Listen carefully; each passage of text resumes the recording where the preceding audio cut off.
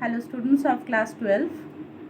Welcome back once again to Indrani ma'am's biology class. Hope you all are fit and fine and staying safely in your home. So in our last class we have done till triple fusion or double fertilization. Today we will start from the event of post fertilization. Now after the event of double fertilization, the events which are carried on collectively is called post fertilization events. What are the different post fertilization events? First I will tell you the points, then I will discuss in detail about each point.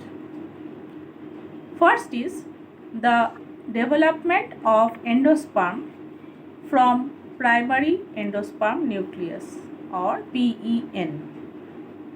Second point, development of embryo from zygote. Third point, development of seeds from ovule. And last is development of fruit from ovary. Ultimately, the main target is to develop the fruit. The flowers are produced so that the fruits can be produced. So in this case, the ultimate fruit formation is the must. Now these events we will discuss in detail now. First is endosperm development. Endosperm first develops followed by an embryo. The endosperm, where from it develops? It develops from the primary endosperm nucleus. The primary endosperm nucleus, it undergoes successive nuclear divisions and they give rise to free nuclei, and this stage of endosperm development is known as free nuclear endosperm. Now subsequently what happens? The cell wall will be formed and the endosperm will become cellular. Constant cell division will take place for its growth. This division will be followed by the process of cytokinesis and the endosperm will become cellular. Now this stage it will be called as cellular endosperm. Now you have to know what are the functions. The cells of the endosperm tissue are triploid, you know it, and what they are filled up with? They are filled up with reserve food material. What does the reserve food material do? It nourishes the developing embryo. And the water, you have seen the coconut, inside the coconut there is water. The water of this coconut at the center, that is the free nuclear endosperm, and the white portion is known as kernel, and the outer part is the multicellular endosperm. The endosperm may be completely consumed by the developing embryo, that is, it may take its complete nourishment from this endosperm, or in some cases a portion of this can be consumed for the development. In pea, bean, in these type of vegetables or in this type of substances, we can say these may persist as mature seed. You can give an example of coconut also in this case. Now this embryo development, second part is development of embryo from zygote. Now embryo, you know, it develops from the zygote, where at the micropylar end of the embryo sac, and the nutrition for the development is provided by the endosperm. The zygote, what happens? It divides and it mitotically forms proembryo. And the different stages of the developing proembryo are globular and heart-shaped embryo, which finally forms the mature embryo. Now, in dicot, the embryogeny takes place in all these, or in all the organisms. Embryogeny takes place. The zygote in dicots undergo transverse divisions and form a large basal cell and a small apical or terminal cell. The large basal cell, it enlarges and it undergoes transverse division and form 6 to 8 cells. This is known as suspensor. Now, the first cell of the suspensor towards the micropylar end is known as haustorium. Understood?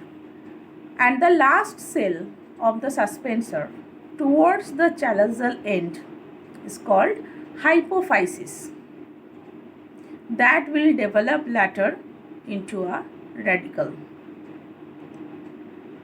You have to practice the diagram of the fertilized embryo sac, which will show the zygote stage at the primary endosperm nucleus phase, and also the diagram of the stages in embryo development in a dicot plant. Understood? Now, the smaller terminal or the apical cell, what will be having to this part? They will be having a vertical division, and the two cells which will be formed from the terminal cell, they will divide by a transverse division and they will form 4 embryonal cell. So 4 embryonal cell means 4 means quadrant. So the term can be also be given as quadrant stage. Finally, what will happen to these 4 cells? They will divide vertically and they will form 8-celled proembryo. Now here this stage is known as octet stage. Why? Because 8-celled embryo will be formed. 4 cells at the apex will give rise to the plumule, and another 4 cells will give rise to the hypocotyl, except the tip. Now you have to know the structure of a dicotyledonous embryo and the structure of a monocotyledonous embryo. Both the diagrams should be practiced. In all my classes, while teaching, I will also correspondingly tell you which diagrams you have to practice. Diagram should be done along with leveling. Okay.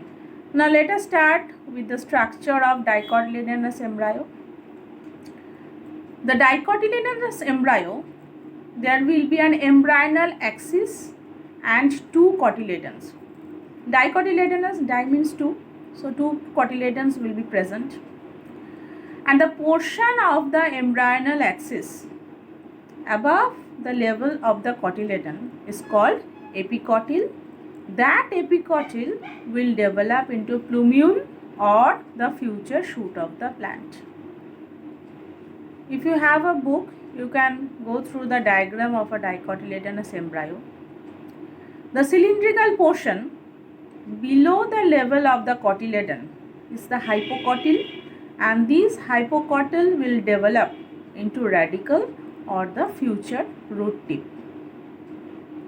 And the root tip will be often covered with root cap. The root cap is known as calyptra. Understood? Mango, apple, radish, rose. There are so many examples of dicotyledonous plants. You can give any 2 to 3 examples. Next, we will learn about the structure of monocotyledonous embryo. Here also you have to go along with the diagram. You have to level, and drawing and leveling should be done. A monocotyledonous embryo, mono means 1, So you can understand this will consist of only one cotyledon, and the cotyledon, where it will be situated? It is situated on the lateral side, that is only on one side of the embryonal axis, and that is known as scutellum. The radicle and the root tip, these are situated at the lower end of the embryonal axis. This is an undifferentiated set of cells. This is known as coleorhiza. The shoot tip and few leaf primordia, which will in future give rise to leaves, they will be enclosed in a hollow foliar structure in the epicotyl region. This is known as coleoptile or coleoptile also you can pronounce. And the portion of the embryonal axis which is above the level of attachment of the scutellum is known as epicotyl. If you have a book, you can see the picture while I am telling you. You can give some examples: grass, banana, bamboo, palm, and so on. These are the examples of the monocotyledonous plants. Now you have to know about the seeds. Seeds, you know, this is the fertilized ovule, which is the final product of sexual reproduction. Now seed, what does it consist of? Basically main three layers are there. One is the seed coat, another is the cotyledon, and next is the embryonal axis. The seed coat, you know, it may be 1 to 2 in number. There is a micropyle region or a small opening at the top. Outer integument will form the outer seed coat, which is known as testa, and the inner integument will form an inner seed coat, which is also known as tegmen.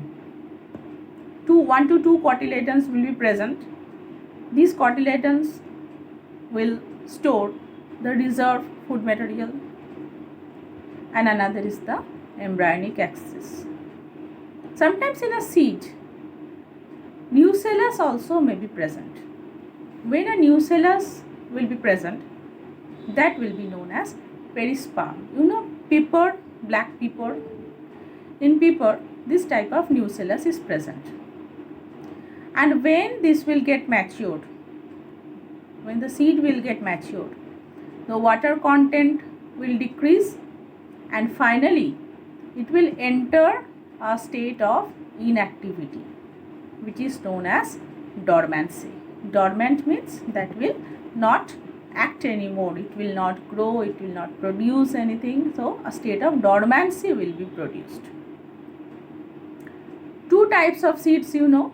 One is the albuminous seed, another is the non-albuminous seed. Albuminous seed are those seeds which have a residual endosperm like wheat and maize, and non-albuminous seeds are those seeds with no residual endosperm like pea, groundnut, which we consume. Till this much today. We will carry with the remaining portion in our next class. Thank you.